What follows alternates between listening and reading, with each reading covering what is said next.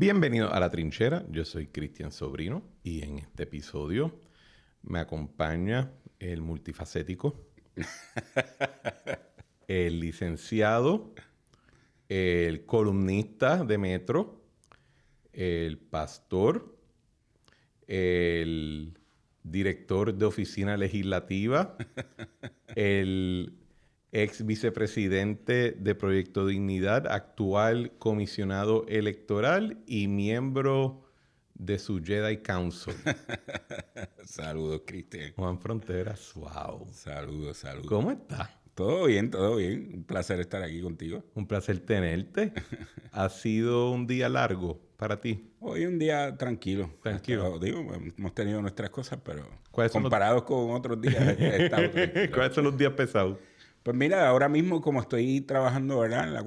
En la sesión, asesorando a Joan Rodríguez Bebe en el Senado, pues los días que hay sesión, claramente, y los días son días de mayor trabajo.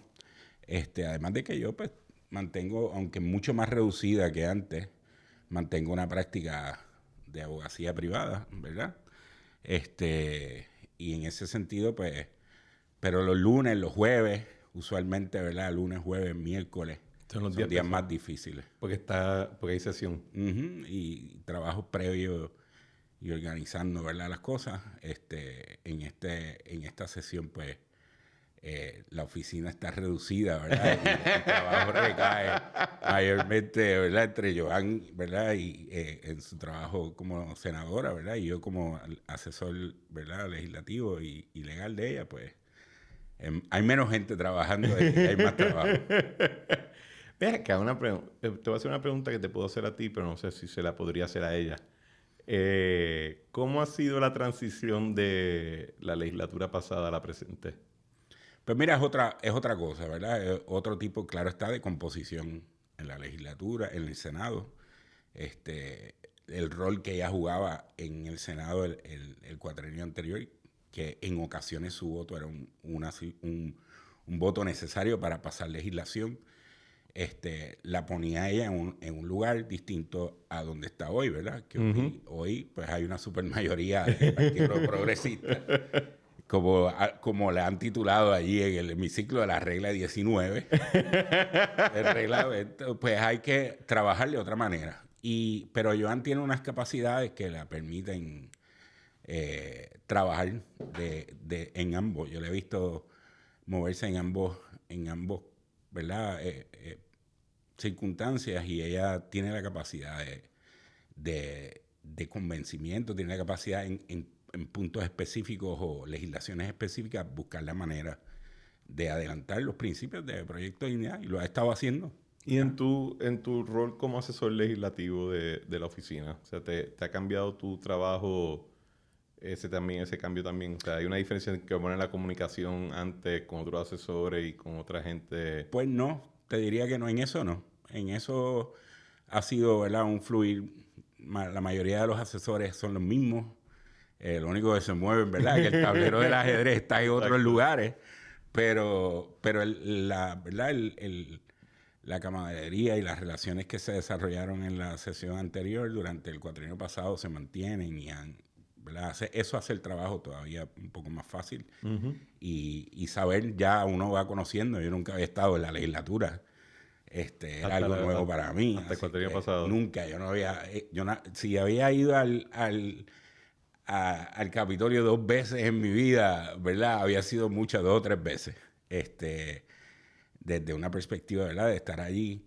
Así que esas relaciones que uno desarrolla siendo asesor, pues las ha mantenido. Y en eso ha continuado más o menos igual. ¿Cómo te metiste en este revolú? Porque dijiste ahora nunca te habías metido en la legislatura y nada, y de momento pues tu introducción es estando en la junta directiva de un partido, siendo su comisionado electoral, corriendo de la oficina a la senadora que lo representa. O sea, ¿cómo te metiste en el revolú? Pues mira, la verdad es que un poco de ingenuidad. Siempre empezamos así. Utópico, ¿verdad? No, pero mira, yo conozco al doctor César Vázquez desde que yo era adolescente. ¿De la misma iglesia? De la iglesia. Ok. Y he estado involucrado en los asuntos, ¿verdad?, relacionados con la libertad religiosa, los asuntos de, ¿verdad?, aborto, todos los asuntos de issues sociales que se han venido discutiendo por muchos años en Puerto Rico, pues estuve involucrado en ese aspecto. Así es que, además de conocerlo en el ámbito de la iglesia, pues lo conozco a través de esos procesos. Y en el 2019, pues César se me acerca y me dice, mira, Juanma, yo tengo esta intención de hacer un partido político, de formar un partido político, y me gustaría que me ayudaras en eso. Y ahí fue, ¿verdad?, la ingenuidad y la utopía, ¿verdad? Pero a la misma vez también fue un momento, como uno dice, marcó mucho una cosa que me dijo mi hijo. ¿Tu hijo? ¿Cuántos años tenía? Mi hijo en ese momento, el 2019, tenía 18 años. Okay. Yo escribía siempre y, tú sabes, tenía mis comentarios y mis cosas políticas. Siempre me ha gustado la política. Estudié ciencias políticas y después, ¿verdad?, estudié leyes. Y siempre me ha interesado, ¿verdad?, el aspecto de la política. Así que en un momento dado en esa discusión de si me metía o no, mi hijo me dice, pero ve acá, tú no escribes tanto y opinas tanto. No es como que el momento de que tú hagas algo, verdaderamente. Y eso verdaderamente me jamaqueó internamente. Y dije, bueno, yo conozco a César, lo conozco como persona. Y pues vamos a hacerlo. Vamos a hacer esto. Y nos metimos en este lío. Yo nunca había tocado nada político. Yo nunca había tocado el código electoral en mi vida. Entonces ahí fue como que averíguate cómo es que se forma un partido político. Y aunque dentro del proyecto había gente que, ¿verdad?, estaba Nelson Rosario, teníamos relación con él en ese momento. Después él se unió al proyecto. Y estaba el licenciado Eduardo García Resach, que había estado trabajando recogiendo endosos para el partido. Nelson tenía un partido que lo había inscrito en San Juan. Era como un partido municipal. Un partido municipal. Pues nos asesoraron en ese aspecto, pero fue básicamente como ir al código electoral y empezar a leer cuáles son los requisitos, cómo es que vamos a hacer esto y cómo vamos a estructurarlo, ¿no? Y fue un proceso de mucho aprendizaje, mucho aprendizaje. ¿Tú estuviste en esa primera papeleta? No, yo nunca he sido candidato. Ok. ¿No tienes la vena? No. Definitivamente que no. Y habiendo visto, ¿verdad? Menos todavía. Yo le digo a Joan y le digo a la gente que el partido, que todos me mira, que tú, que tienes. Y yo digo, mira, no. Yo soy de esas personas que en momentos dado a mitad de semana dice, ¿sabes qué? No me importa. No. Y cuando uno, ¿verdad?, o es candidato o corre para un puesto público o es elegido para un puesto público, yo creo que uno tiene que tener una determinación de estar ahí y de estar públicamente dispuesto a hablar. O sea, y aunque he hecho eso dentro de los aspectos del partido, pero en las posiciones que he ocupado, puedo escoger, no estoy en the forefront, ¿verdad? Y no está en la trinchera. Exactamente. Puedo estar en la trinchera internamente dentro del partido, pero expuesto públicamente. En momentos dados que yo digo, mira, ¿sabes qué? No quiero atender, no quiero... Yo no podría tener esa presión de estar todo el tiempo allá afuera. Y lo horrible es... yo me identifico mucho con todo lo que tú acabas de decir. Cuando yo he hecho el cuento anteriormente, la primera vez que Ricky me hace un acercamiento para entrar, yo como que piché. Después me entra el FOMO y me entró un poquito similar a ti, que decía, mano, yo llevo 4 años haciendo un podcast en el Calce, escribiendo columnas, yendo a Dávila Colón, a Radio Isla, y ahora voy a hacer un bus en el peor momento. O sea, cuando tú piensas que... Sí, porque todo el mundo quisiera estar cuando es bello. Claro. Y cuando los chavos, como me dijo un ex presidente del BGF, Cristian, en aquella época money wasn't an issue. O sea, ahí es que tú quieres estar. Pero cuando estés en la parte mala, así que me identifico mucho con eso y me identifico tanto con lo que tú acabas de decirle. Cuando estás ya en la papeleta y si sales, tienes que estar ahí. No te puedes... Y tienes que estar ahí en el peor momento. Y si lo vas a hacer con seriedad, ¿verdad? Porque si uno va a hacer eso, uno tiene que... Claro. Y si lo va a hacer bien y lo vas a hacer con seriedad, Porque hasta como secretario tú te puedes esconder. Ujú. Yo fui jefe de agencia, te lo puedo decir, de vez en cuando, cuando la cosa está un poquito... O ves que la presión con otros temas está bien elevada, no quieres caer en esa red, te puedes esconder un poquito. Obviamente tienes tu comunicado de prensa lo tuyo, pero te puedes esconder y puedes escoger cuándo salir. Y por eso es que yo le tengo tanto respeto y de todos los partidos, para serte franco. Si tú estás dispuesto a poner tu cara en ese pedazo de papel y tu nombre y exponerte también para colmo, olvídate los que ganan. Los que ganan está brutal, pero los que no ganan, o sea, estar dispuesto a saber numéricamente cuán mal o bien tú caes, está bien brutal. O sea, la autoestima... Sí, someterte a ese escrutinio no es fácil. Y yo te diría que más también, más que en asuntos de controversia pública, es ese espacio personal. Para mí sería bien difícil. Sí, bien difícil manejarlo. Bien difícil. Es como, estábamos hablando antes de entrar al aire, ¿verdad? Verónica Ferrayoli, la secretaria de Estado, que tuvo su vista. Ujú. Y dentro de todo, pues, como que le han querido entrar con este asunto de lo de las planillas. Y yo decía, mano, y si la estaba pasando bien mal y se le zafaron 2 planillas. O sea, a la gente se le zafan las cosas o como que estaba bregando con 1000 cosas. Pero de momento cuando está en el ruedo, pero explícame más. Y te lo está diciendo quizás alguien que tiene una deuda con Hacienda bien brutal. Te lo pregunto así como aquí, tú, como en serio.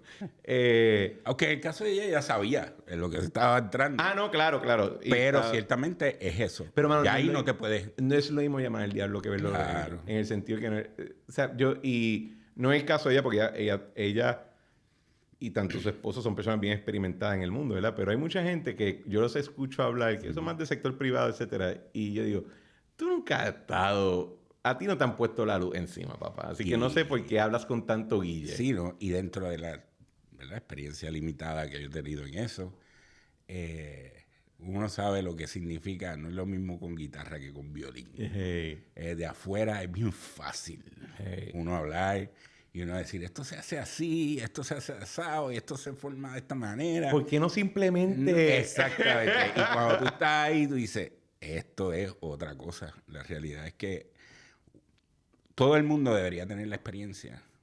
De la misma manera que yo creo que todo el mundo que entra al gobierno debería tener una experiencia privada. Uh-huh. De haber hecho estrujarse con la vida desde la perspectiva privada. Uh-huh.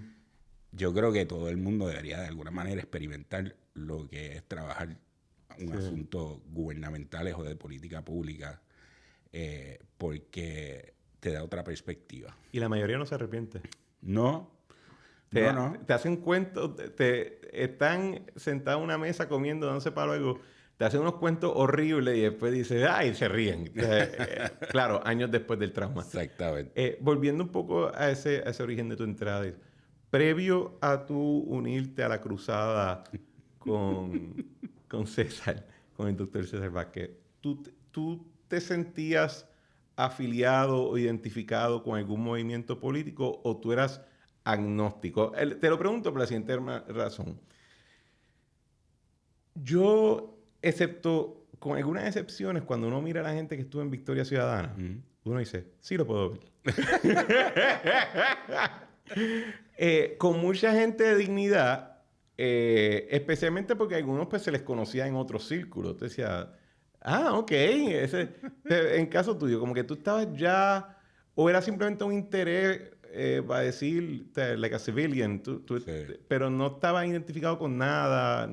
Mira, yo nunca había estado en un partido político, afiliado a un partido político. Nunca había trabajado en nada político. Había dejado de votar como por 3 elecciones. De verdad. Sí. ¿Tú volviste a votar en el 2020? Yo volví a votar en el 2020. Así es que en ese sentido fue como algo a mí, pero siempre me había interesado la política y me había gustado la política desde la perspectiva de la teoría política y del aspecto político en Puerto Rico. Yo creo que todos en Puerto Rico venimos de familias donde la política es la discusión del día. Sí, o sea, los momentos, ¿verdad? Donde todos los días a las 5 de la tarde, mi papá, que era popular, y mi tío, que era PNP, y mi abuelo, que era PNP, se sentaba a darse los palos a las 5 de la tarde, darse una copita y hablar, y el tema era la política. Uh-huh. Así que en ese sentido, pues eso ha sido parte de mi vida siempre.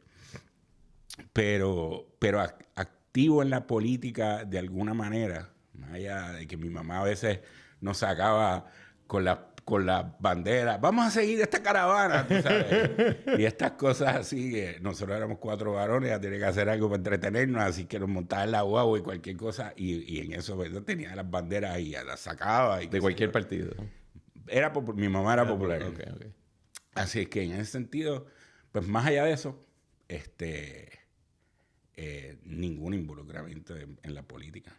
Así que este fue tu primer salto al vacío. Eso es así. Y en términos de por ejemplo, cuando se están ustedes todos juntando, ¿había alguien que era como el conciliador y decía, ok, sabemos cómo hay que hacer las cosas? ¿O eran ustedes literalmente abriendo los libros y viendo? No, como te dije. Nelson era el único. Nelson en ese momento del inicio no estaba. Nosotros nos reunimos con él en varias ocasiones donde él nos asesoró en ese proceso. Después, nosotros empezamos en marzo. Nelson nos estuvo asesorando en algunas cosas. Eduardo García Resach también, que es un abogado que fue el primer comisionado electoral nuestro, también había tenido alguna experiencia en cuanto al recogido de endosos y esos procesos.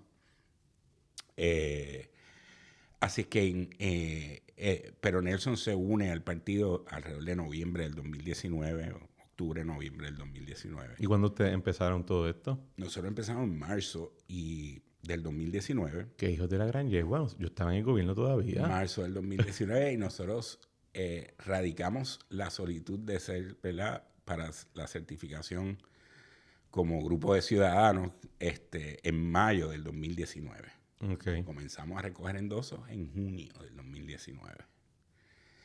Y no éramos un partido político. La realidad es que en ese momento, a la luz del código de aquel momento, tú te tornaste, primero tienes que ser una máquina de recogido de endosos. Tú eres una manufactura de endosos. Teníamos que recoger sobre 56,000 endosos en 6 meses. Uh-huh. Así que todo el esfuerzo, ¿verdad?, se da en esos 6 meses en recoger endosos. Eso era lo único que nosotros sabíamos hacer. La parte del código que nos aprendimos. Hay alguien que debe haber leído esa parte, pero no quiero... No hay que... Fue esa virar el cuchillo. Así que nos volvimos en una máquina de recogido de endosos y lo logramos. A diciembre obtuvimos la cantidad de endosos suficiente y nos certificaron. Entramos a la comisión en febrero. Teníamos que radicar las candidaturas a marzo 16 y el marzo 16 la gobernadora cerró hace el lockdown. En verdad no lo piensa y está brutal. Así que fue un reto bien grande. La realidad es que a nosotros nos vienen a certificar el primer candidato, que fue César, como candidato a la gobernación, a finales de junio, principios de julio. Y nosotros estuvimos con 3 empleados de la Comisión Estatal de Elecciones hasta agosto. Y verdaderamente no pudimos empezar a reclutar nada hasta septiembre. Y las elecciones eran en noviembre. Sí, sí. Así que fue un reto bien grande. Fue un reto gigantesco. ¿Cómo tú crees que... Perdón, antes de esa pregunta. ¿Qué era el issue que te catalizaba a ti? Por ejemplo, cuando tuve el en el podcast, ella me dijo que el issue de la marihuana, la medicinal, ella la endiabló. La molestó mucho. Y como que ella, que viene esa cuestión de la consejería y ¿cuál era el issue contigo? Pues mira, para mí, yo recuerdo una de las conversaciones que tuvimos al inicio, alrededor de marzo. Yo siempre, y después pues uno va madurando estas cosas, ¿verdad? Pero uno tiene esta utopía de siempre que vengo de este lado más teórico y más, ¿verdad? De que había que educar a la gente primero. Había que darle, ¿sabes? Como educarlo en el issue político realmente. Uh-huh. porque ciertamente nosotros fundamos un partido que no es un partido religioso, pero ciertamente los fundadores venimos de ahí. O sea, eso no lo podemos negar. Venimos de la iglesia mayormente evangélica, pero hay católicos y venimos de ahí. Y de ahí surgen la mayoría de las inquietudes que tenía el partido en ese momento. Pero para mí me preocupaba el asunto de que eso no se entendiera y no se entendiera bien, que es esto de un partido político y que no es un partido religioso. Y decía que hay que educar a la gente. ¿Qué rayos es esto? Porque la mayoría de la gente dentro de esos círculos no se involucra políticamente en el sentido de que van a votar. Pero ser parte de un partido político, ¿qué es eso? ¿Verdad? Y que hubiera una delimitación clara. Esto no es iglesia, esto no es una estructura eclesiástica, esto es un partido político con unos propósitos específicos de alcanzar el poder político. Uh-huh. A mí me preocupaba. Decía que hay que educar a la gente, ¿verdad? Para que la gente entienda esto. Gente con más experiencia me dijo, es que si nos ponemos a educar y esperamos al 2024, it's not gonna happen. Uh-huh. Y yo creo que tiene razón. Y nos tiramos al esfuerzo. Yo creo que lo más que me movía a mí es que yo ciertamente estaba convencido y estoy convencido de que hacía falta una herramienta política, como un partido político, con una visión clara en los aspectos conservadores, tanto sociales como económicos, desde mi perspectiva, ¿verdad? Aunque la mayor cohesión que tuvo Proyecto de Dignidad y que ha tenido Proyecto de Dignidad es el asunto social, ¿verdad? Uh-huh. Los issues como el aborto, el derecho de los padres a educar a sus hijos conforme a sus valores, la familia tradicional, son asuntos neurálgicos para lo que nos llevó a la cohesión inicial del Proyecto de Dignidad. Pero para mí era eso, y era el asunto de elevar el fortalecimiento de la familia dentro de esa visión como un elemento central en la política pública. O sea, que la familia fuese como esa herramienta hermenéutica a través de la cual podemos desarrollar política pública para ello, ¿verdad? Algunos que la desarrollan con la ideología de la estadidad, ¿verdad? O del Estado Libre Asociado, o con una ideología específica. Para mí, la familia como un ente central de la sociedad y del desarrollo social, tanto económico, comunitario, puede ser una visión que ayude a desarrollar una política pública más clara. O sea, ¿cómo impacta esto la familia? La familia en Puerto Rico. ¿Cómo impacta esta política pública? ¿Cómo la pone en una mejor posición? Y yo creo que eso es básicamente lo que me movía a mí. Ese proceso, y todavía me mueve. Porque sentías que ya no era un centro de gravedad en la discusión política. Y que se iba perdiendo. Se iba perdiendo. No era parte de la discusión. Siempre hay unos issues, ¿verdad? Pero no era parte de la discusión central. Y todavía pienso, quizás un poco utópico, ¿verdad? ¿Verdad? Pero no me deja de mover en ese sentido, ese aspecto. Bueno, tú dices utópico. Tú sabes, vivimos en un lugar que se está despoblando en el sentido demográfico, en el sentido de natalidad, uh-huh. ¿Verdad? Porque entiendo que el año pasado Alexandra me dijo que le dijeron en una cena que aparentemente el año pasado fue el primero donde menos gente se fue de las que volvió. Uh-huh. Cool. Pero natalidad sigue siendo un issue, ¿verdad? Totalmente. Y eso no es... un issue a todos los niveles, social y económico. Sí, pero te lo tratan de... Tú dices quizás en términos de ramificación económica, porque hay otra persona que te diría, bueno, claro que va a bajar la natalidad, sí, tenemos los asuntos económicos que tenemos. Y yo, sí, loco, pero por una razón en Etiopía siguen teniendo más nenes, ¿verdad? O sea, exactamente. Hay un asunto... Es un tema bien difícil de hilvanar porque ciertamente lo económico y lo cultural intersectan, uh-huh. Pero tú no sabes exactamente dónde. ¿Dónde está el...? Y es algo occidental, ¿verdad? Todas las culturas occidentales están pasando por esto, pero en Latinoamérica no necesariamente, nosotros siendo latinoamericanos. O sea, uh-huh. Que Yo lo veía más cuando yo estaba empezando como abogado y yendo mi carrera, fíjate, yo me identificaba más con mis colegas femeninas en los bufetes, que eran un poquito más cutthroat. Eran más ambiciosas, más agresivas. Quiero tener hijos, pero déjame sacar este contexto. O sea, yo me identificaba más con ellas, porque yo tenía esa actitud también. Los colegas míos que eran varones eran un poquito más laid back. Eso va a pasar, todo. Y yo, no, loco, tenemos que ir a cuchillar el partnership. Pero el asunto también de cómo tú... Te entiendo, o sea, el asunto también de que entonces tienes esta cuestión de que, pues, que define familia. Sí. ¿No? Y tú dices, loco, tengo que definir el sol. O sea, sabemos lo que es y no obstante su variedad. Hay su variedad. La reconocemos. Exactamente. Hasta en la más variada. Y es un issue milenario. Sí.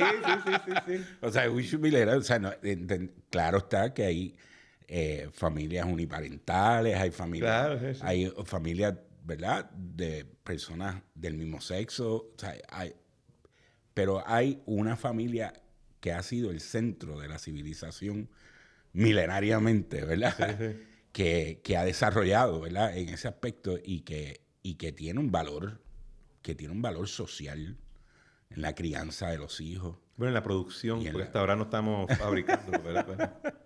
Y en ese sentido, pues yo creo que esa discusión ameritaba, ¿verdad? Y Proyecto Dignidad para mí es un vehículo político y una herramienta política que en ese aspecto era necesaria. Y ciertamente ha traído temas que nadie quería tocar, o difíciles de tocar, o difíciles de hablar, y que vamos a dejar eso, ¿verdad? Sí. Se han tenido que discutir, y hoy en día son temas que están ahí. Bueno, el otro ahorita vamos para lo de la ley de libertad religiosa. O sea y que se le ha pedido el miedo de hablarlo. Sí. Una gente lo habla porque es lo que está trending, podríamos decir, ¿verdad?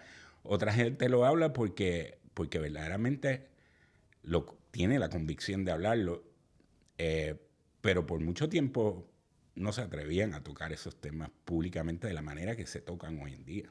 Y que había también un miedo, yo creo, de cuando ya era figura política, que si lo tocabas demasiado, yo creo que había un miedo genuino de que te iban a poner la lupa, iban a sacar cuánta indiscreción o falla tú puedas tener y lo van a trepar. O, si eras mujer, te van a convertir en tata.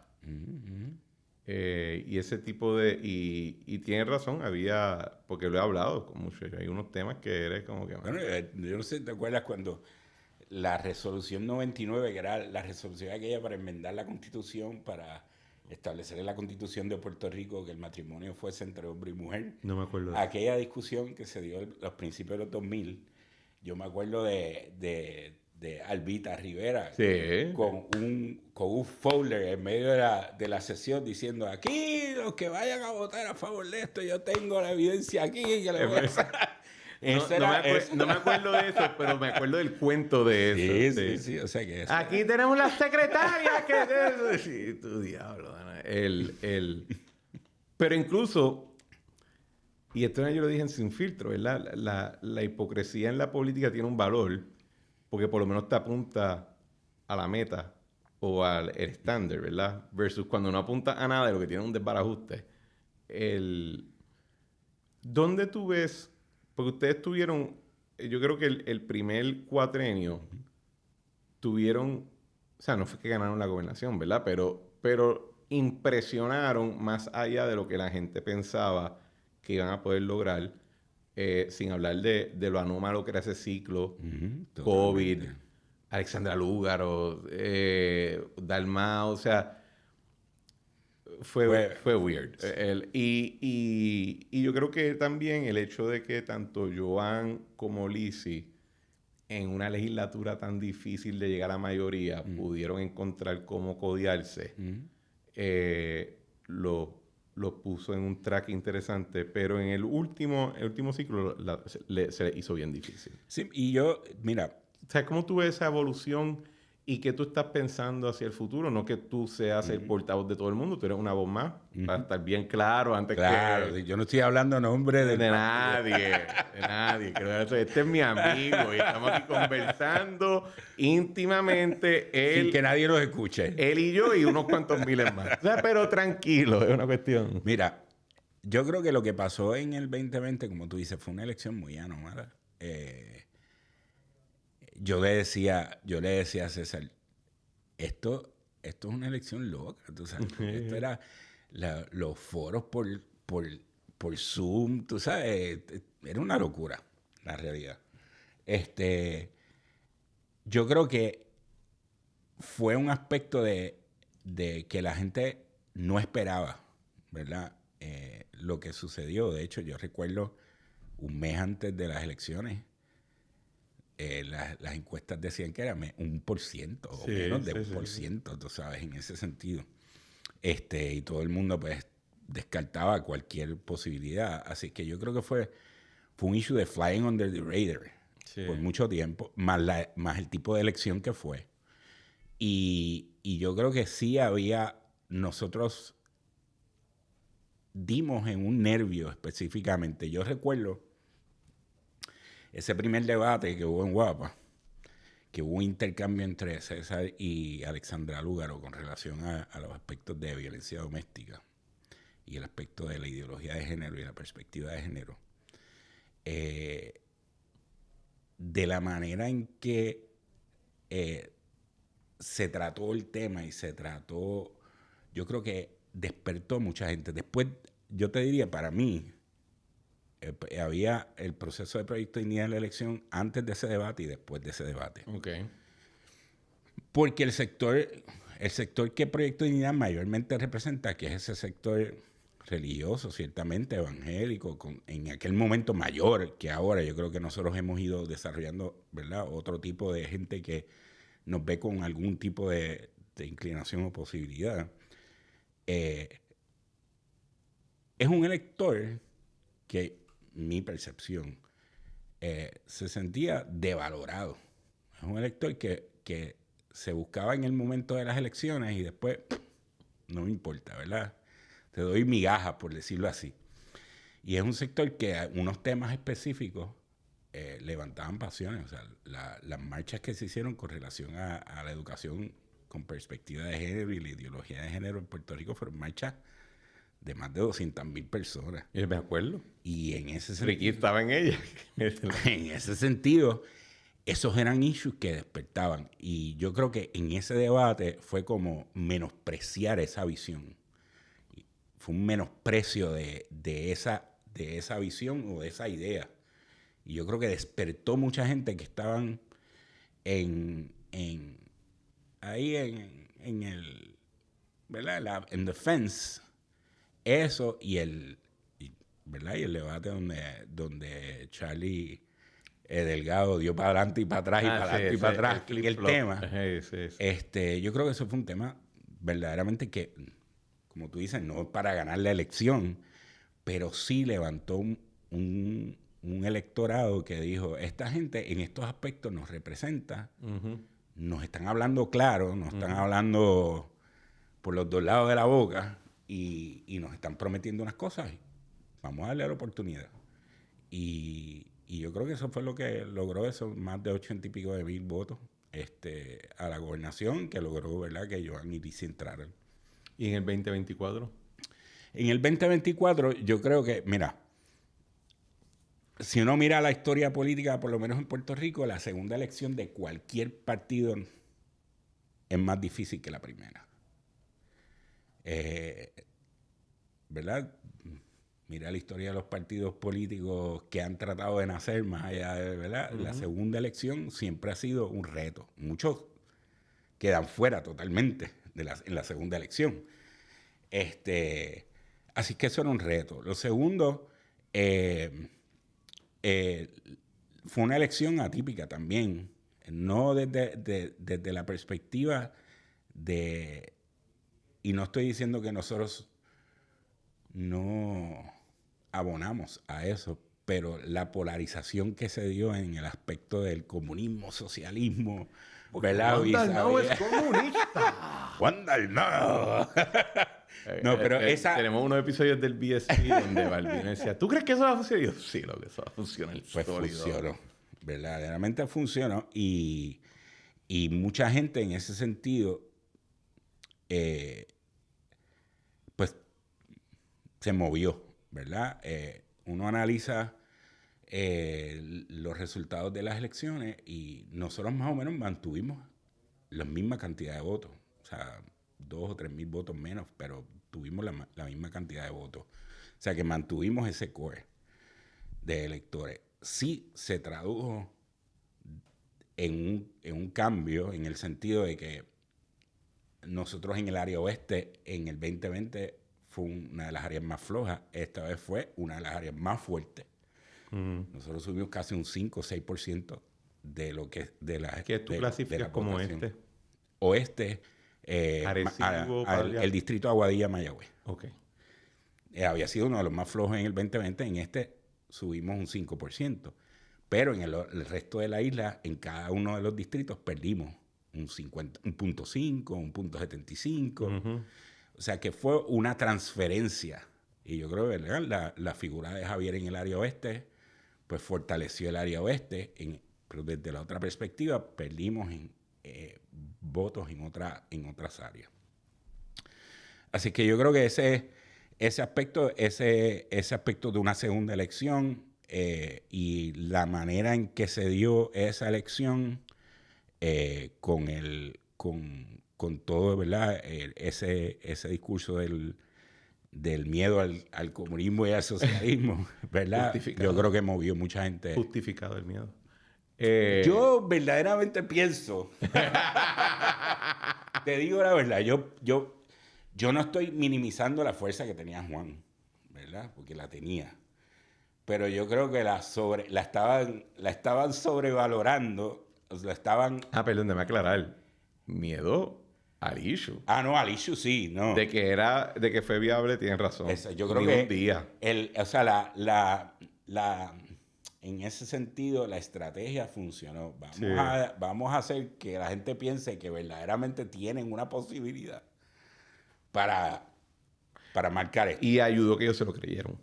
Porque actuaron como... Y, claro. eso lo hace más... Yo te voy a añadir un issue, un reto adicional. Uh-huh. Yo creo que el reto que también ustedes tuvieron es que en la era de Biden, gente, vamos a decir, me voy a atrever a decir, gente que pensaban como el típico dignidoso, uh-huh, o personas dentro del Partido Popular o del PNP que son más conservadores, ¿verdad? Me incluyo a mí ahí en términos sociales, también quizás en algún asunto económico, ganaron el debate en muchos temas que eran bien polarizantes. Ganar el debate no significa que ganas la pelea. Uh-huh. Pero al tú ganar la discusión y tú ver que se le da más volumen, se le sube el volumen a tu postura, te reduce también la urgencia de experimentar con otro movimiento. Y si después tienes, por ejemplo, en el PNP que hubo un cambio de liderato, uh-huh, que fue muy, muy agresivo en decir, sí, no, yo sé que habían estos demócratas, pero ¿viste que los votamos? O sea, y Carmelo Ríos, ¿quién lo coge en serio? O sea, no lo escuchan. Chiste. ¿Me entiendes lo que te digo? Que en la medida que tú ganes el debate, se reduce ese sentido de urgencia versus, en el caso de la izquierda en Puerto Rico, ese sentido de urgencia no lo pierden. Uh-huh. Y lo llega a tener su 30 y pico % en un momento de alta polarización. Yo creo que hubo algo de eso. Yo pienso también que, ¿verdad? Mirando... Sin entrar en los temas de estatus. No, sin entrar en eso. Yo pienso también que nosotros tratamos de hacerlo, pero nos faltó la articulación. Yo creo que nosotros, aprovechando la circunstancia que estaba pasando el Partido Popular en ese momento, yo creo que nosotros teníamos un candidato a la gobernación que podía llegar a un grupo de conservadores populares y moverlo. No pudimos, no se pudo lograr en ese sentido. ¿Verdad? Dentro del proceso electoral. Pero pienso y estoy convencido de que aún dentro de todos los issues, ¿verdad?, que lleva el no haber tenido los resultados que uno esperaba, el aspecto de haber podido mantener, ¿verdad?, una base de 80,000 votantes con 2 sillas, una silla en la Cámara y una en el Senado, y aunque la gente piense que ¿verdad?, los legisladores municipales no cuentan en este debate, yo pienso que a nivel local sí, y es muy importante para la base del partido el trabajo que haga esa gente ahora. Y nosotros pues obtuvimos 12 sillas en distintas legislaturas, mayormente, ¿verdad?, en ese sentido. Y yo creo que desde la perspectiva del trabajo de base que se está haciendo y de que empiecen a levantarse líderes, que es otro reto, ¿verdad?, con las capacidades y con las experiencias, pues va a ser importante en estos 4 años. ¿Tú crees que hay algo también en que... Déjame ver cómo lo pongo. Ok. Tú sabes que está la nueva derecha. So hot right now. La nueva derecha. So trendy. Yo me considero la bien vieja derecha, ¿verdad? La parte que no está pidiendo permiso, no le interesa de verdad si gente está de acuerdo. Old school. Dentro de la vieja derecha, jerarquía y disciplina son importantes. En la nueva derecha, no tengo el mismo sentido de que la disciplina y la jerarquía es un valor, son valores muy altos. Y me pregunto si también al ustedes estar tratando de coger esas fuerzas, también están atrayendo gente que se les hace difícil quizás la disciplina de partido. Seguro. Porque yo siempre pensé que, por ejemplo, Dignidad yo lo encontraba interesante de que, oye, en la medida que saquen gente de la iglesia, las iglesias evangélicas, las católicas no, pero las evangélicas desarrollan ciertos talentos en muchas de sus feligresías. Te ponen a hablar en público, te ponen a predicar, que hay unas que tienes que pararte y dar tu testimonio. O sea, la iglesia católica hacemos el credo. Y cuidado que es latín, ¿verdad? Así que no tiene... así que eso te desarrolla un skill set. Adanora, por ejemplo, habla súper bien. Joan, aunque Joan es católica, Elías, o sea, tú lo ves, todos hablan bien. Pero también estás ya jugando con esta cuestión de derecha de populismo que te hace más difícil. Y tú lo veías en que, pues de momento, no solamente está Joan en la papeleta del Senado de ustedes, está Elizabeth, está Nelson Albino. Que en otro mundo, porque vas a estar por tu cuenta. O sea, ¿tú crees que hay un asunto? Y te lo pregunto también porque justo después de las elecciones, con 2 o 3 pokes, se pusieron a pelear. Very victorious. Yo creo que eso es falta de madurez política. Y parte de lo que decía la educación política, que aunque estoy en esencia no quisiera estar de acuerdo, pero tengo que estar de acuerdo con lo que dice Leo Díaz, de que los partidos políticos no son no son para educar a nadie, esto es para ganar elecciones y alcanzar el poder. Definitivamente. Pero tiene que haber instrumentos de educación en este aspecto. O formativo. Sí. Que quizás no es el partido como tal, pero deben haber instrumentos. Y en ese sentido, yo te diría que es una mezcla de cosas. Cualquier organización que están haciendo, en este caso políticamente, yo digo que llama a los desafectos de la tierra. ¿Por qué? Porque yo no quepo allí, o ya me votaron de allí porque ya allí, tú sabes, todo el mundo la tiene conmigo, yo no quepo acá, yo no quepo en el otro lado. Estos son nuevos, estos no tienen otra opción que recogerme, ¿verdad? Porque, ¿verdad? Y trabajar con los desafectos de la tierra y traerlos a una estructura política y que sea disciplinado en ese proceso no es cosa fácil. Ujú. Además, Y no son muchos. No son muchos. Pero suenan. Exactamente. Y además de eso, pienso que también por la rapidez con que todo esto se ha dado. Y uno dice, pues son 2 ciclos electorales, pero la realidad es que fue en 2019 que empezamos a coger en 2, o sea, 5 años. son 5 años, la rapidez. Y cuando tú estás trabajando con que no te quita el guante de la cara la necesidad de seguir haciendo cosas, pues es muy difícil que la gente vaya cogiendo, ¿verdad? Se vaya formando políticamente desde una perspectiva de una estructura disciplinaria o de disciplina de partido en ese aspecto. Así que es un reto que tiene. ¿Por qué?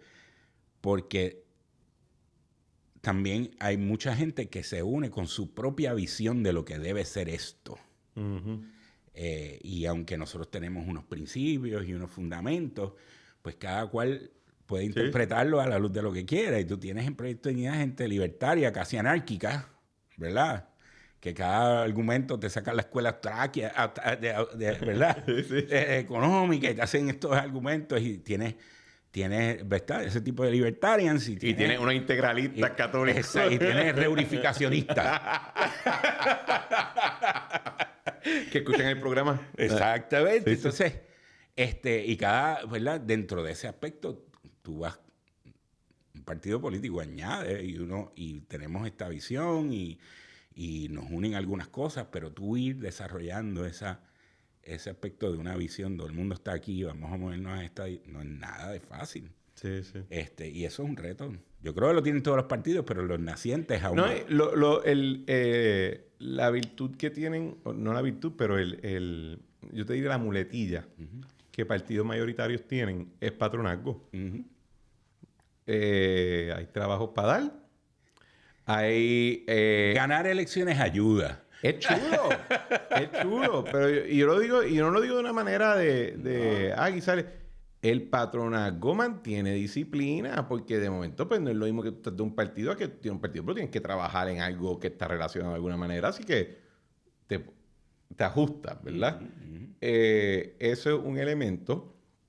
El otro creo que, de verdad, creo que ese asunto de que se ganaron ciertos debates sin tener que ganar la pelea. Porque, ¿verdad? A veces estos debates tú los ganas ganando el puesto. Impones tu voluntad. Versus cuando lo ganas argumentando. Te voy a dar un ejemplo. Esta semana, o la semana pasada, se aprobó el proyecto de libertad religiosa. Y se aprobó el proyecto para prohibir tratamientos hormonales. Tratamiento hormonal y quirúrgico, ¿verdad? Cambio de sexo. Para cambios de sexo en menores de edad. Ok. Pues Balbino y yo vamos para PPP. Vamos para PPP. Estamos hablando de un montón de cosas con Jonathan Lebrón, porque Luis Herrero no estaba. Y se fue un clip un poquito viral, porque Jonathan me dice, se pone a hablar, porque el punto de Jonathan era, que en parte tiene razón, en otra no, ¿verdad? Desde mi punto de vista, él dice, ¿cómo es que en el proyecto de libertad religiosa le estás reconociendo la autonomía del padre o la madre de familia a decir no vacunen a mi niño? Pero en otro proyecto que se aprueba a la misma vez, le estás diciendo a padre, no tienes la autonomía de padre o madre para intervenir quirúrgica hormonalmente para asuntos de cambio de sexo. Y Balbinos, como a él le molesta cuando se le dice que algo es científico que no lo ve, se va en un rant y empieza a hablar del tema. Y a decir, mira, no, porque lo que pasa es que las vacunas son de esta manera, son objetivamente observables. Esta cuestión apenas apareció en el panorama en términos masificados de discusión pública hasta los otros días. Nadie de verdad sabe. Y los países que han implementado han tenido que echar para atrás. Sí.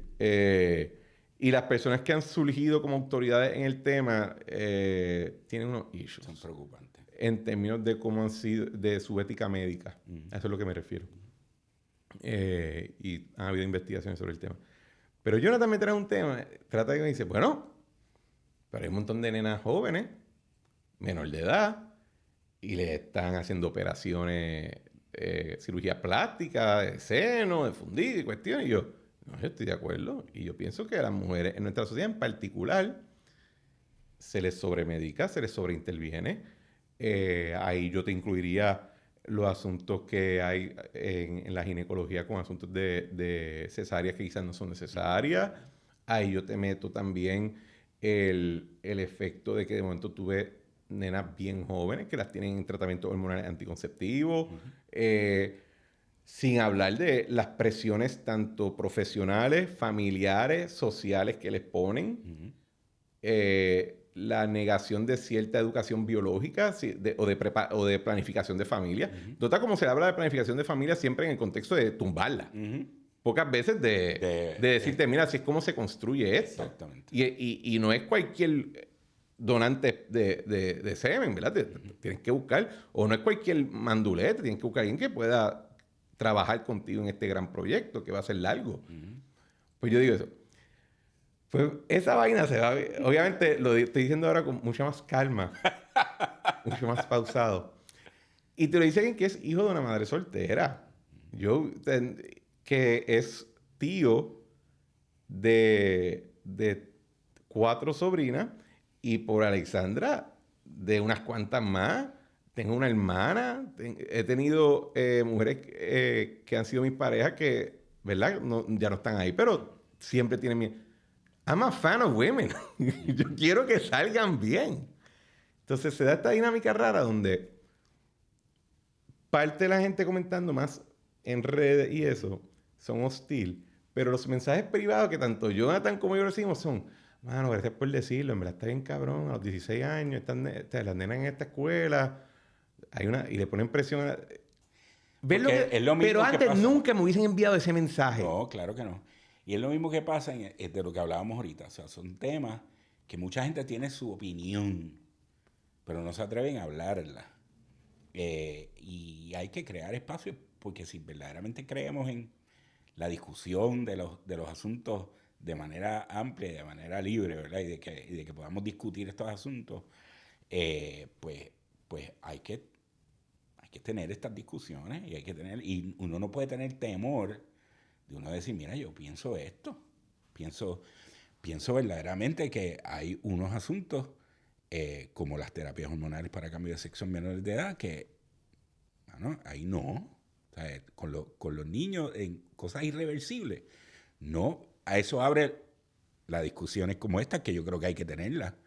Y hay unas diferencias que se pueden hacer, hay unos límites que hay, pero vale la pena discutir estos asuntos. Sí, sí. Y la gente piensa... Y yo entiendo por qué, porque yo creo que en ambos extremos hay recalcitrantes que no pueden... Claro. Pero yo creo que la mayoría de nosotros estamos dispuestos a sentarnos a hablar y a hablar de estos temas sin necesidad de ponernos etiquetas, sino libremente. Digo, ¿por qué yo pienso esto? ¿De dónde yo vengo? ¿Por qué lo hago? Sin necesidad de que me digas que eres un fascista nazi, tú sabes, o macharrán, tú sabes, o del otro lado. En ese aspecto yo creo que hay mucha voluntad de poder lograrlo, y yo creo que hay miedo de abrir esa puerta. Y igual de estos temas, con otros temas en Puerto Rico, de sentarnos en una misma mesa y hablar y discutir estos asuntos. Yo creo que es esencial lograrlo, porque si no... Sí, en el otro, ¿verdad? En ese mismo tema, algo que también me pasó a mí. Todo esto es anecdótico para un podcast, ese es el punto. ¿Verdad? Porque se aprueba el proyecto de libertad religiosa y si tú lees algunas columnas o alguna intervención en televisión, tú entenderías que en ese proyecto dicen que justo después que la gobernadora lo firme, van a ir a linchar gays en las plazas. Y... de esta manera, yo voy para una iglesia, mi parroquia es en condado, hay mucha gente gay en misa conmigo. Y nadie está allí jorobando con nadie. E incluso, muchos de mis amigos que son gay, o amigas gay, durante todo este tiempo, los últimos años, han sentido mucha incomodidad. Quizás son de otra generación y es como que... Mira, yo no sé de qué diablo me están hablando. I just like esto y ya. Sí. Y yo creo que ese aspecto, por lo menos del debate, yo creo que sí, ustedes han tenido que luchar con esa apariencia Ujú. y con ese mote. Pero creo que en general ese debate de todas las cuestiones raras de género también se ganó. Sí, yo pienso que sí. Y Sin... common sense al final del día, ¿verdad? Tiene peso. Eh, ¿Qué te puedo decir? Yo, en el debate político, y te lo digo porque a veces nosotros de nuestra parte caemos en lo mismo, ¿verdad? Pero en el debate político, llevar a los extremos asuntos que yo creo que tienen una explicación, como en este caso del proyecto de libertad religiosa. Todo este aspecto de la discusión de abrir los espacios para el discrimen contra la gente. Pues mira, yo creo que es un debate que se tiene que tener, pero las disposiciones de la ley verdaderamente son básicamente recoger el derecho de libertad religiosa. Y la gente dice, ay, ¿por qué entonces hay que legislarlo? Si eso es lo que ya está ahí en los casos o lo que se ha establecido, ¿por qué hay que ponerse a legislar lo que está ya en la Constitución? Pues mira, la ley 100 se legisló y recoge el discrimen que está en la Constitución. Es para efectivamente establecer unos aspectos más prácticos de cómo es que yo establezco esto de una manera en unos contextos específicos. Y sí, yo pienso que en el caso de Puerto Rico, desde mi perspectiva, era importante aprobar un proyecto como este, pues porque está el Religious Freedom Restoration Act, que nos aplica por una palabrita que está allí en la ley que dice y Puerto Rico. Pero en cualquier momento del Congreso eliminan eso. Y hoy en día en muchos de los estados están legislando leyes de este tipo estatalmente porque no les aplica el Religious Freedom Restoration Act. Y yo creo que es importante para Puerto Rico en ese aspecto. Además de que para mí la libertad religiosa es un aspecto fundamental. Y mucha gente piensa, pues esto es para los cristianos nada más, o para los católicos. Es un proyecto de libertad religiosa amplio para todos. Y yo creo que es un derecho fundamental que merece una atención, como ha merecido atención otros derechos fundamentales en otras legislaciones. Yo lo veo un poquito diferente en el sentido de que yo estaba a favor del proyecto. Cuando una legislatura, un parlamento, legisla sobre un derecho fundamental o un derecho de Magna Carta, ¿verdad?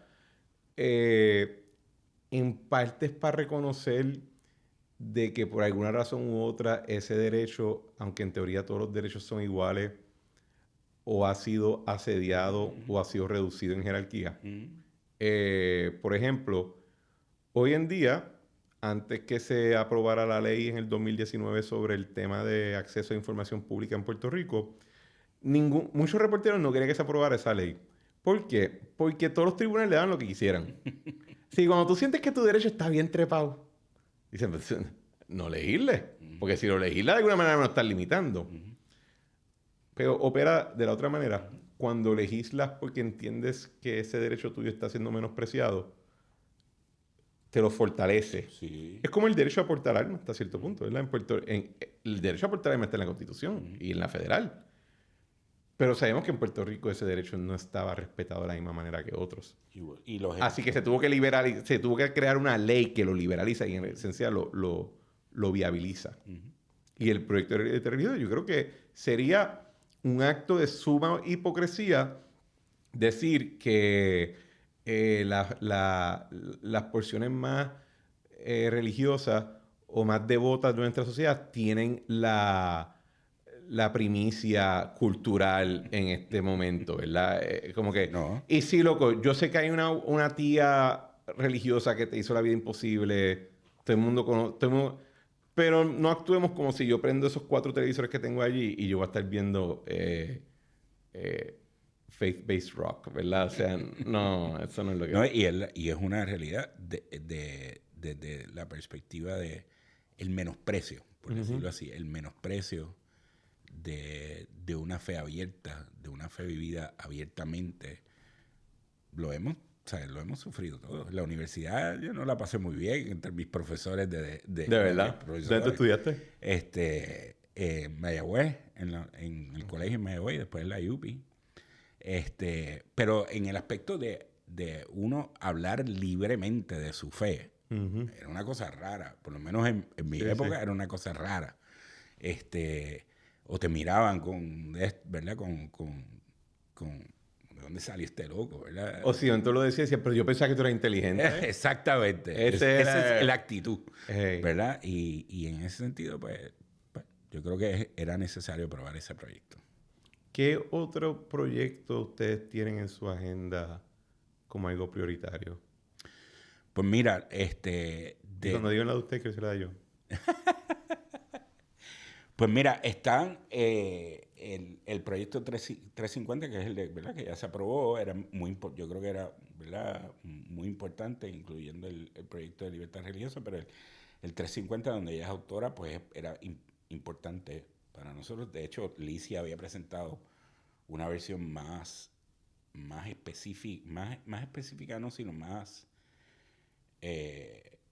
más granular. Exactamente. En el cuatrienio pasado, esta vez este proyecto yo lo veo más simple, por eso yo creo que es más fácil de haberlo aprobado.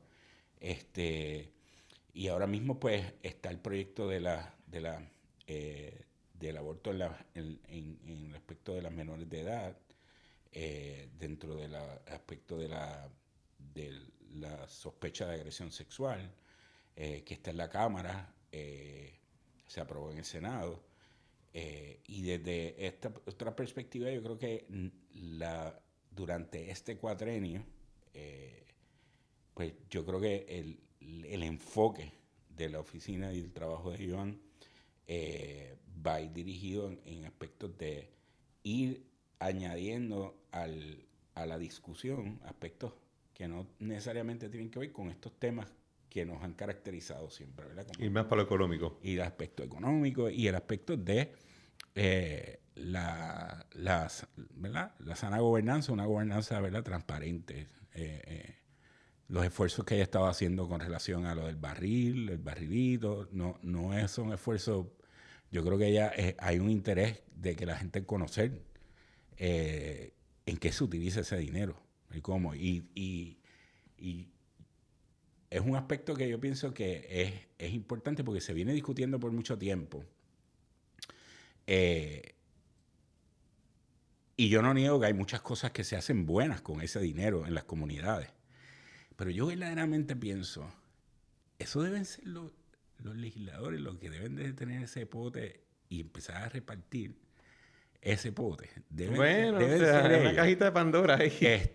Deben ser los legisladores de distrito. O sea, verdaderamente deben tener esa capacidad de poder o debe estar en otra. Y yo creo que esa discusión, aunque se ha tenido, se debe tener, y en esa dirección, pues ella ha estado trabajando y yo creo que va a venir legislación, ¿verdad? En el aspecto económico, viene por ahí, y en los aspectos todavía hay asuntos en cuanto a familia, el aspecto del abuso de menores, de que la gente esté educada en atender las agencias que están encargadas de atender los asuntos de abuso de menores, violencia contra los menores, violencia sexual, se atiendan de una manera correcta. Ella estaba atendiendo esos asuntos, ¿verdad?, bien de cerca, la educación en ese aspecto para que puedan procesarse correctamente sus casos. Uh-huh. Yo creo que son de la investigación que nosotros, no se pudo hacer público porque fue un aspecto privado, ¿verdad? Y tiene confidencialidad. Pero de las cosas más difíciles que yo tuve fue sentarme a leer ese informe que hizo el Departamento de Justicia con relación a los menores de edad que habían abortado 15 años o menos. Ver la realidad del Puerto Rico que vivimos en cuanto al abuso sexual. O sea, eso no se publicó.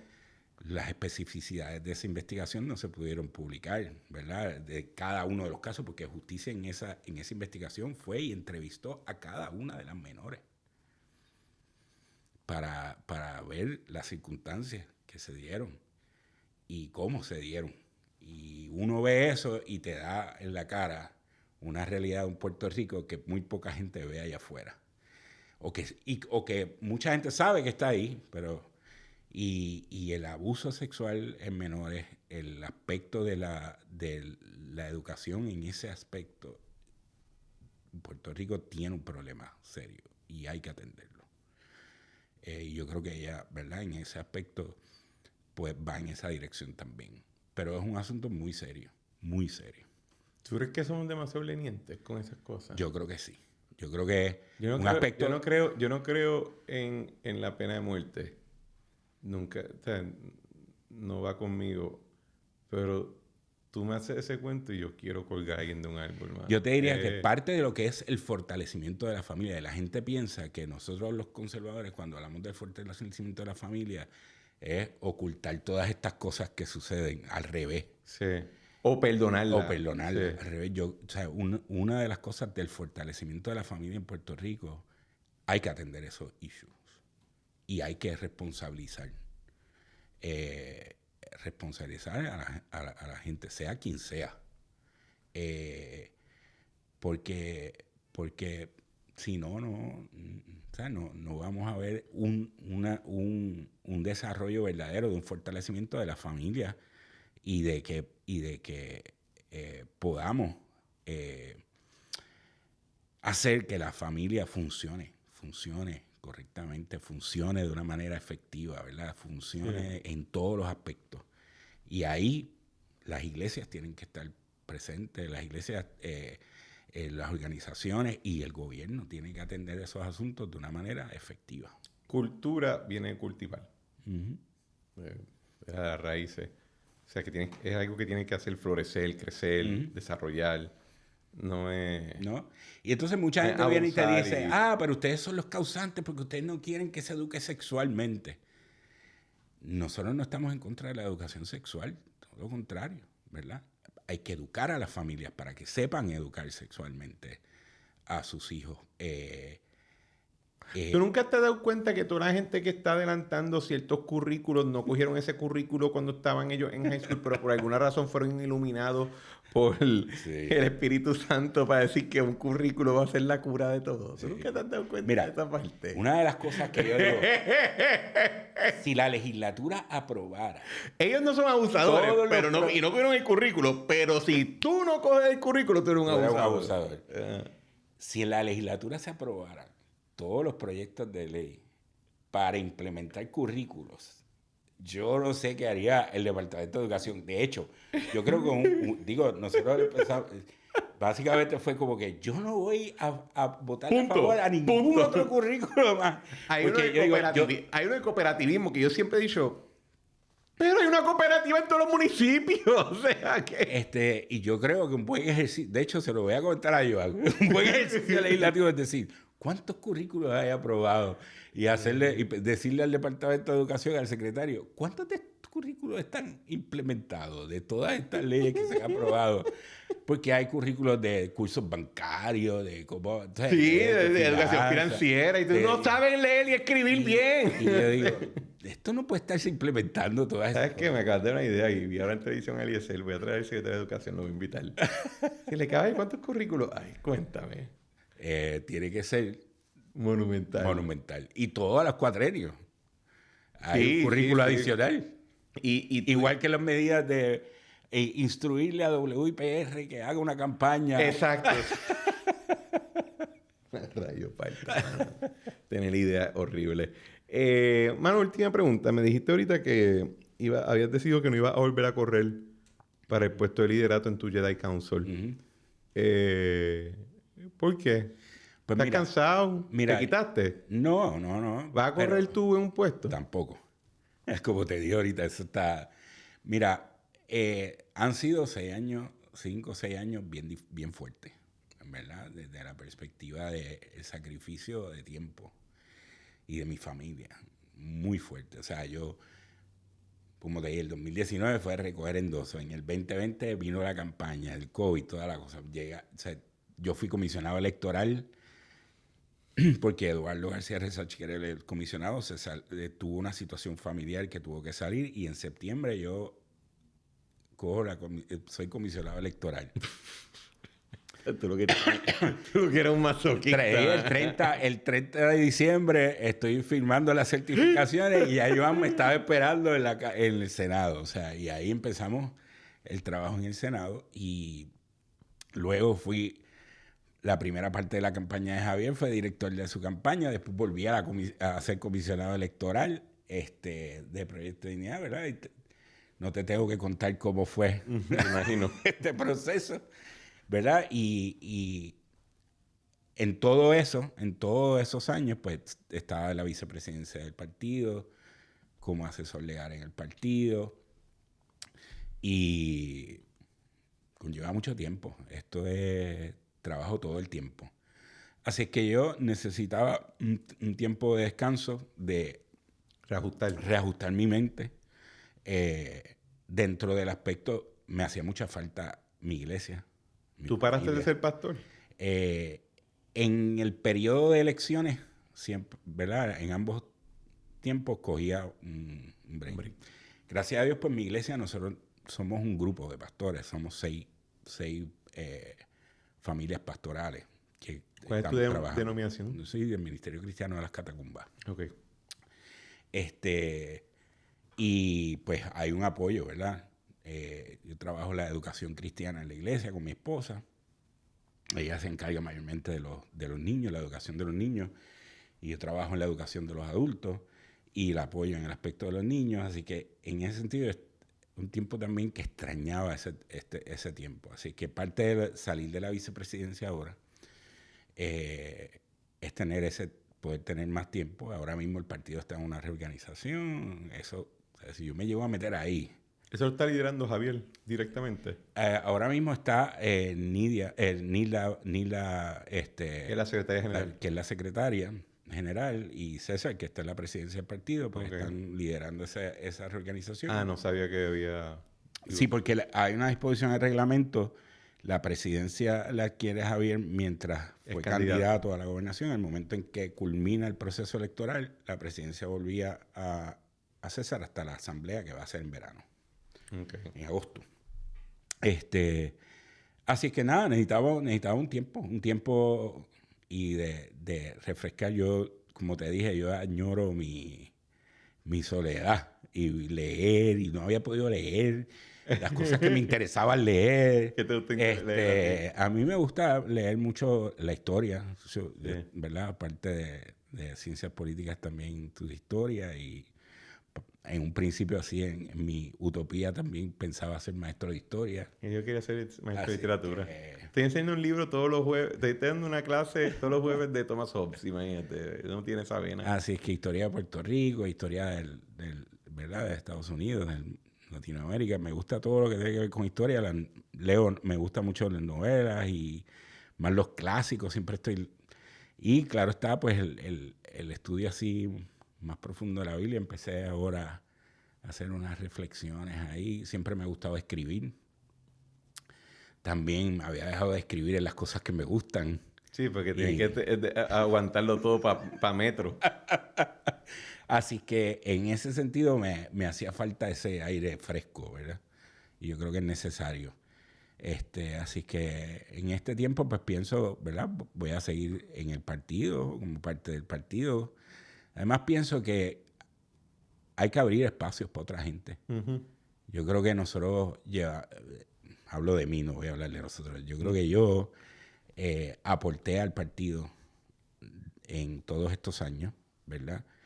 Y las instituciones tienen que crecer, tienen que transformarse, y Proyecto Dignidad está en un punto que yo creo que para crecer tiene que transformarse en el sentido de abrir espacios para la gente que está ahí, que corrió como candidato, asuman unas posiciones de liderato que le den aire, que le den vida, uh-huh, ¿verdad? Uh-huh. Porque si nos quedamos ahí aferrados, una misma gente embotados por el trabajo, ¿verdad? Que no podemos refrescar nuestra mente y admirar con un poco más de distancia quizás, y decir, oye, mira, esto lo hicimos bien, esto no lo hicimos bien, hacia esto es que yo iría, ¿verdad?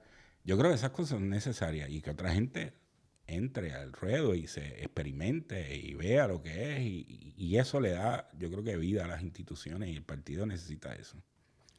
Pues también, no lo dijiste tú, pero tenéis que servir de mediador o debate entre los chismes, siempre un bad trip. Siempre agota. Y por naturaleza... Cuando te encuentras a Eliam en el Senado, tú la buleas. Le tiras con un papel, le dices traidora. Para nada. Yo a Eliam le aprecio mucho. Ella es súper cool. Aprecio mucho. Ella es súper cool. Ese aspecto es un aspecto que desgasta mucho. Sí. Y los que estamos backstage, que estamos en esos trabajos, es difícil. Y yo, que soy una persona que a veces soy demasiado, ¿verdad? Uno va aprendiendo y yo creo que una de las lecciones muy grandes que yo he aprendido en este proceso es que hay cosas que tú tienes que cortar. Sí. Cuando tú fuerzas demasiado el tratar de enmendar lo haces peor. Hay cosas que tienen que romperse para volverse a unir. Y uno se desgasta, emocionalmente se desgasta en los procesos. Y hay veces tienes que aprender a decir, o los dos se reconcilian o los dos se van. No voy a tener la pelea. De hecho, algo que es bien en la política electoral, democrática, hay gente que eso les da energía. Sí, hay gente que vive el caos. Aman. Que si no hay caos, no hay vida. Si no fuera por esa gente, no habría Junta de Supervisión Fiscal. Te lo juro por mi madre, mano.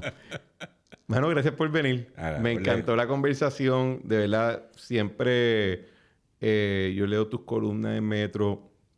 Todas las veces que te escucho hablar, he dicho, mano, tipo tiene una cabeza encima de los hombros.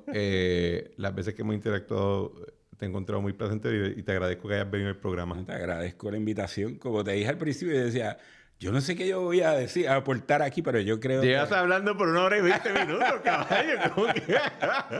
Pero quiero decirte que aunque me cancelen por esto, alguna gente... ¿Qué es? Quiero decirte que disfruto mucho el podcast. Gracias. Disfruto las conversaciones.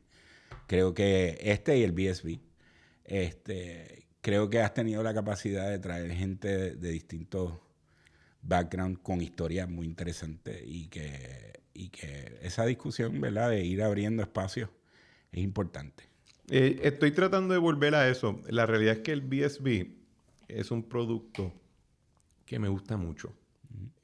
Y compartir con Balbino en este escenario para mí es un lujo, ¿verdad? Y lo escucho aún cuando yo ataco el bipartidismo. Claro.